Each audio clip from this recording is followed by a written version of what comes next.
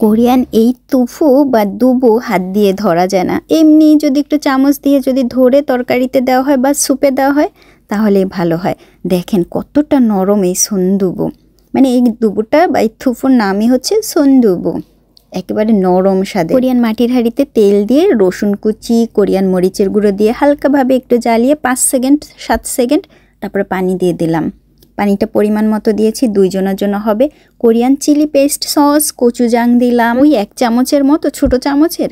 Seasoning salt অল্প, brown কালারের salt অল্প, সামান্য একটুখানি চিনি দিয়ে ভালো করে জ্বালিয়ে নিলাম। টকবক করে যখন ফুটলো আবার একটু রসুন কুচি, কোরিয়ান কুমড়া বা কাঁচামরিচ কুচি আর পেঁয়াজ টুকরা করা। কাঁচামরিচে কিন্তু অনেক ঝাল। আর তার সাথে এখন দিয়ে দিলাম এই যে তুফু।